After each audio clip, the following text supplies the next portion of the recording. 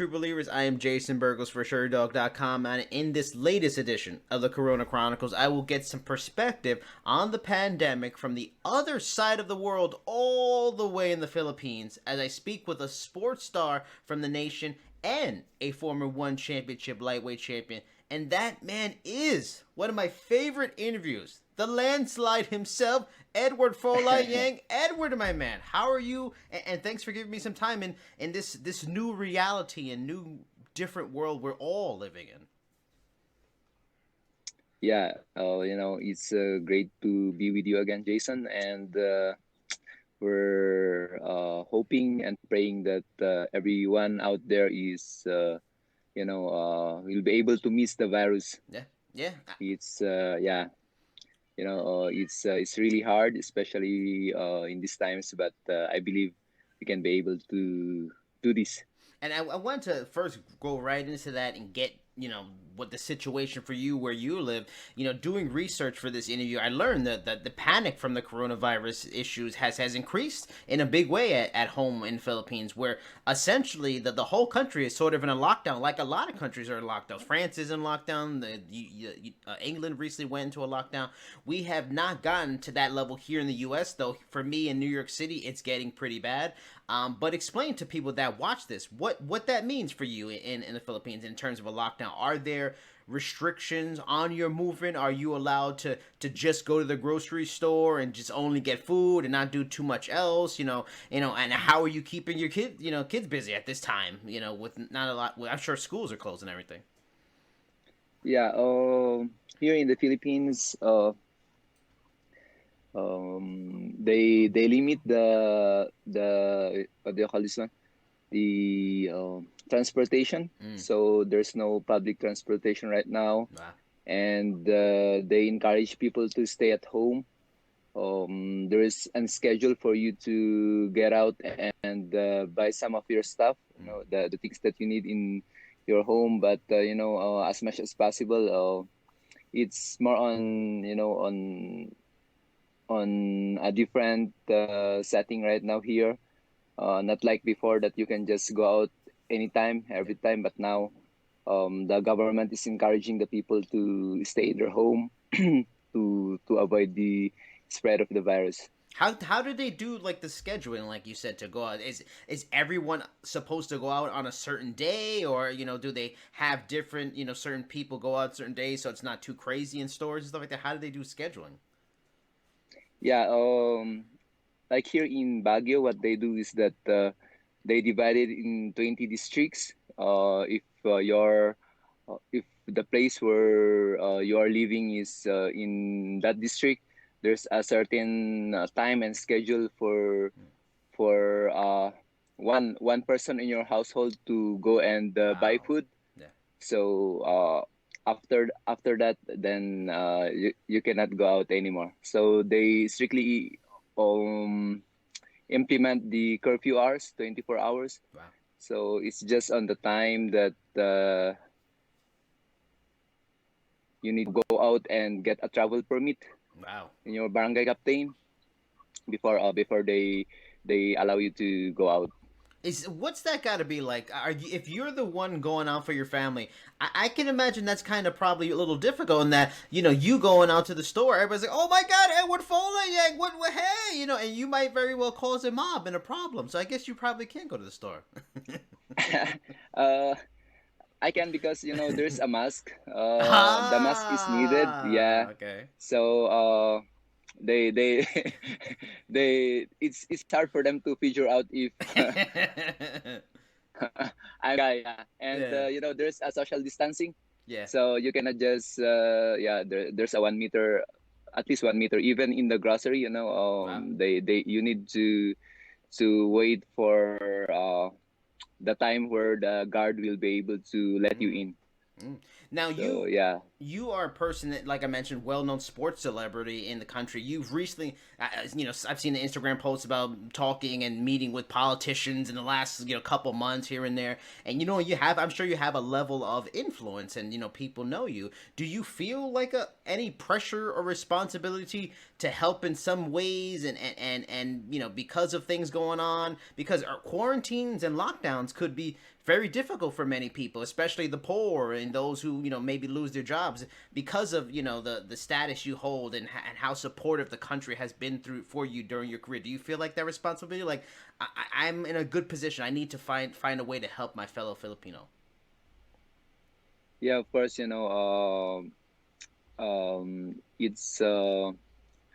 it's more on giving inspiration and hope to our fellow Filipinos, especially these times.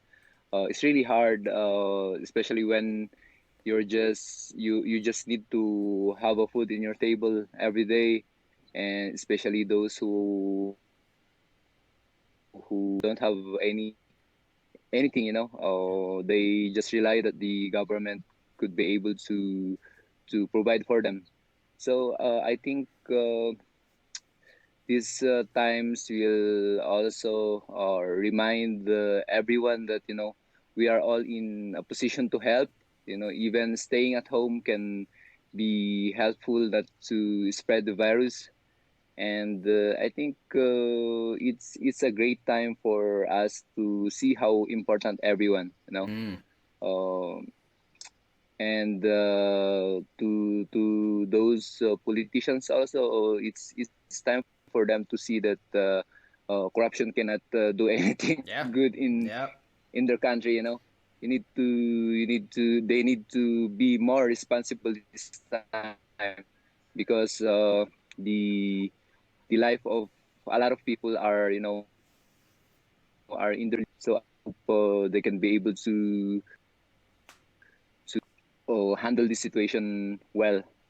And they've talked about it, and it's happening everywhere. Here in the United States, they're talking like the government might do like a $2 trillion bailout to help a stimulus package to help and give people money to, because so many people are not being able to work because the jobs or the businesses are closed. The U.S. is in a strong economic position. The Philippines are not in that kind of position. Do you worry as a Filipino, like if this thing stretches out, for a couple of months into June, July, and people are forced to stay home longer, and people are forced to lose their jobs? Like, do you worry about what happens with the Philippines, and people are going hungry, and civil unrest? Do you have any of those kind of concerns in the long term for the Philippines?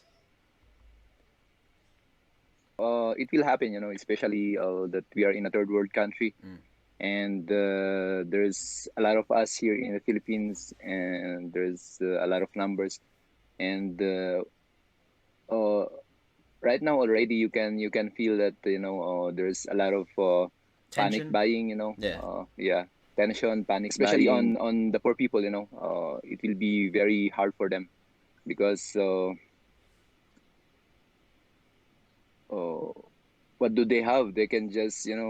spend everything, and you know we're hoping that this crisis will be able to be uh, get there will be able to have a good solution in the shortest possible time. Now, a lot of gyms, MMA gyms, any kind of martial arts gyms are pretty much closed in most countries. It's closed here. All the major gyms are closed here. How has I'm sure they're closed in there too. How has this affected Team Lakai? Most gyms are closed here, like I mentioned. Are groups of people from Team Lakai meeting at public places to work out together, or is that not even really big? It's not that even allowed by the government for a big group of teammates to get together and train and stuff like that. Yeah, it's not allowed. Social gatherings are not allowed already, and most of the establishments are closed. So even in the gym, we need not we cannot just go there because we need to have a travel permit from the other mayors, because the gym is in a different location. Ah, And what we do is that we really need to be creative this time. We need to um, find ways how we can be able to train in a limited space, and with in trainings that you need some yeah. partners. So the training is more on how you can be able to stay fit uh, during these times.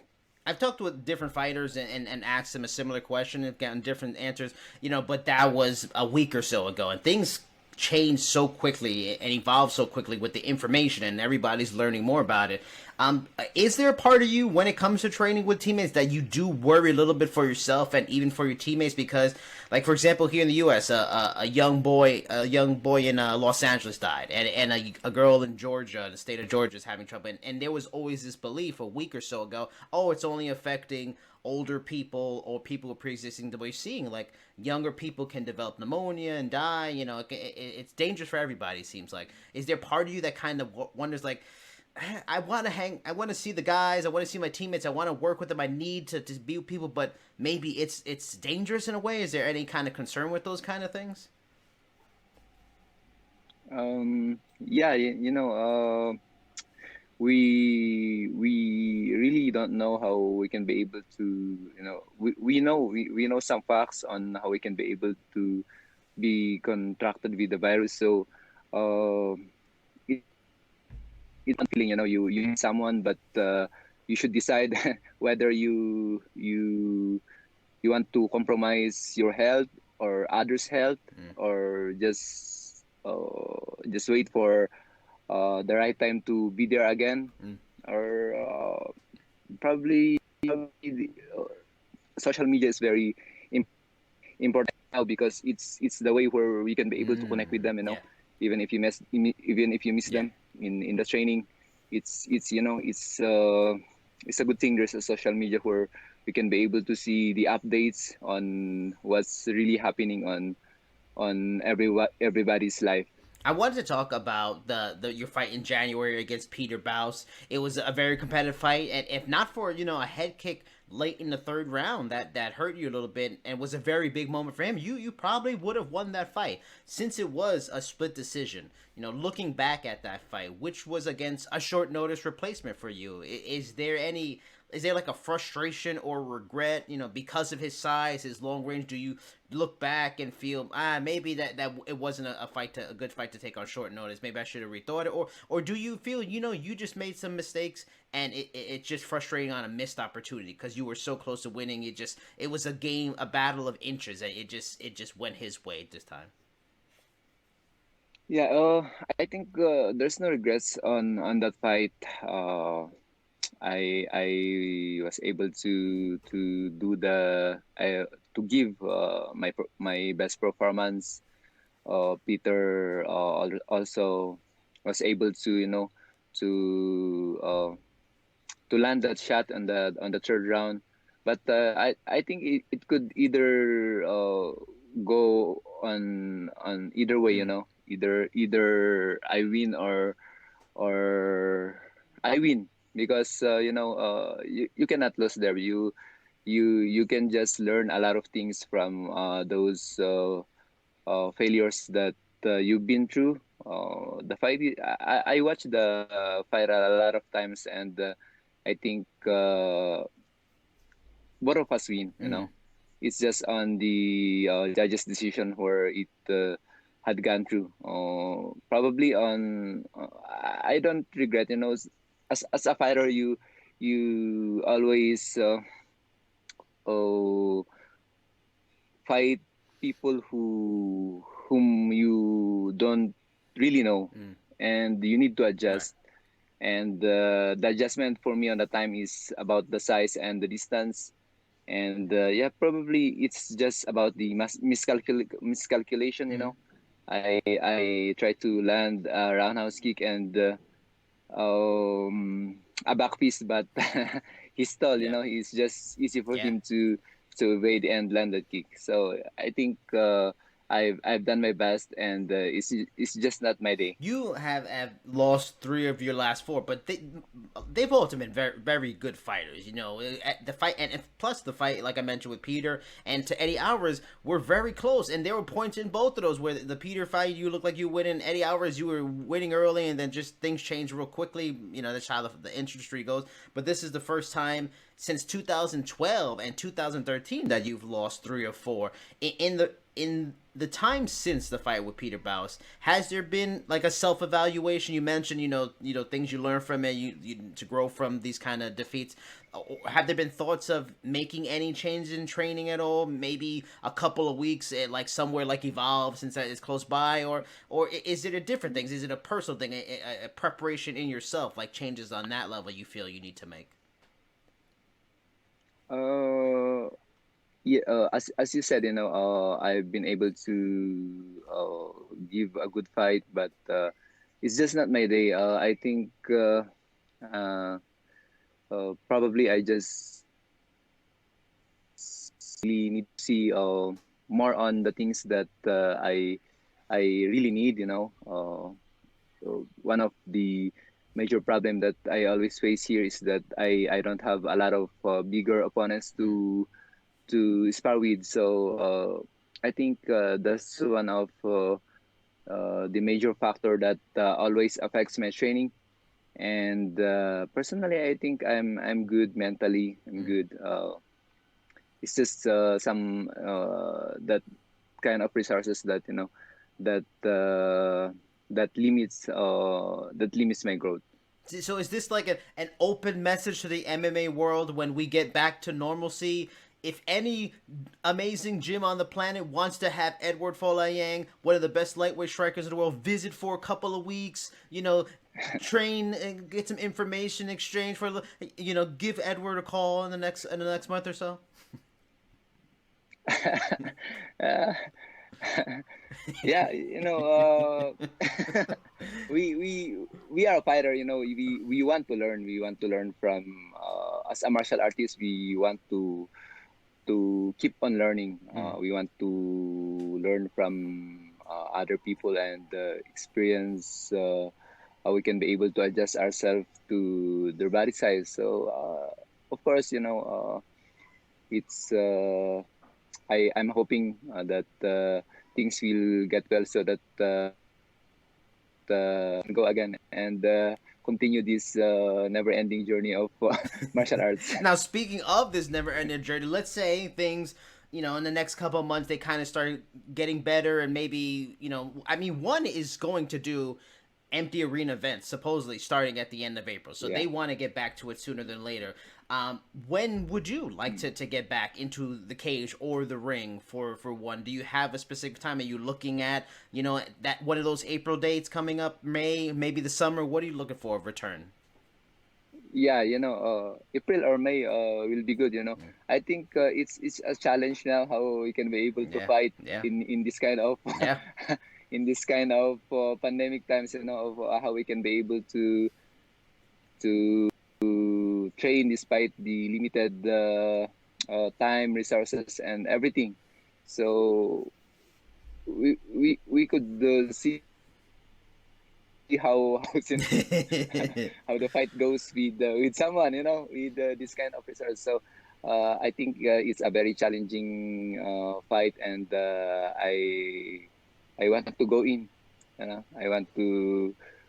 It's just like a quarantine fight. Hmm. You are in a quarantine, and Yeah, yeah, you fight someone also in a quarantine. So yeah. it will be a big challenge for us martial artists. Did you watch either the one event, maybe about, what was it, maybe a month ago, that they did the empty arena, or the UFC Brasilia event where it was also empty arena? Did you watch either one of those?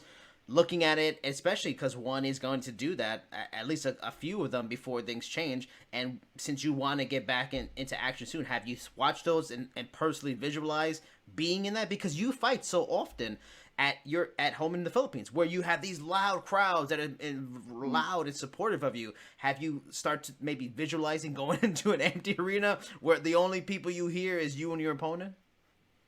Yeah, it's just like a sparring. Yeah, yeah. It's just like a sparring. Less pressure, Mm, less pressure because probably you can hear every sound that is happening yeah, on the ring and every whisper. yeah.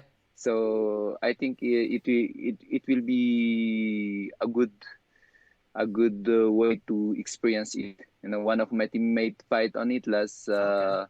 February, I think. Yeah. It's Honorio, and as he told us about his experience, it's we watch it. We watch it on.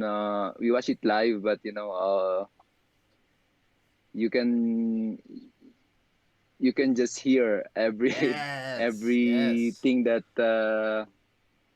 happens in the ring. Yeah, yeah. So it will be good for those who watch on social media or on TV, and I think there's a less pressure for those athletes who are competing in that event in those closed door events. We talked about, like, the fear, because the virus seems to always be changing, or at least the information we get is changing. We're learning more about it. We talked about our personal fears of dealing with it. It can happen to anybody, it seems like.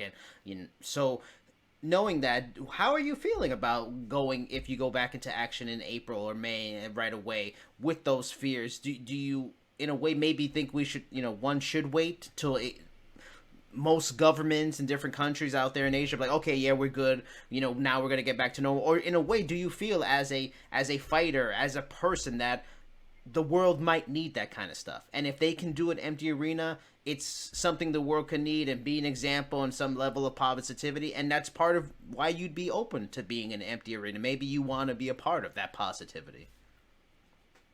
Yeah, I think it will be a big challenge for everyone, Mm. holding these kind of events because uh, it's a crisis. But people nowadays want to see some action, Yeah. see some action, and it's a very good opportunity also for promotions to do that kind of stuff. But in the life of athletes, it's upon them if they agreed or not.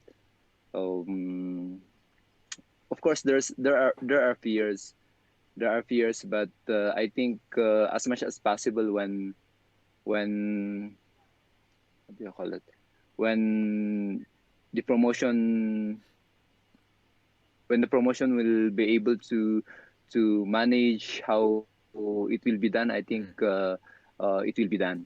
Now, last question. The last time we talked, I asked if there were any good movies you had seen lately. But very busy in camp. You really hadn't watched anything. You didn't have time for that. Now, no fights planned. You're home, stuck in quarantine and lockdown.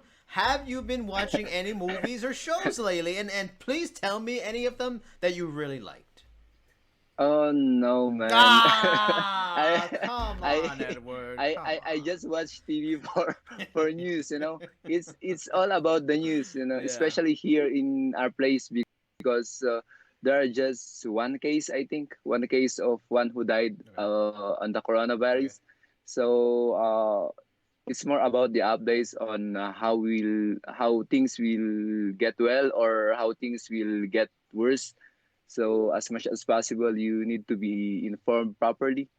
So much for now, I I wasn't able to find a good movie to watch. I'm dis Can you recommend some?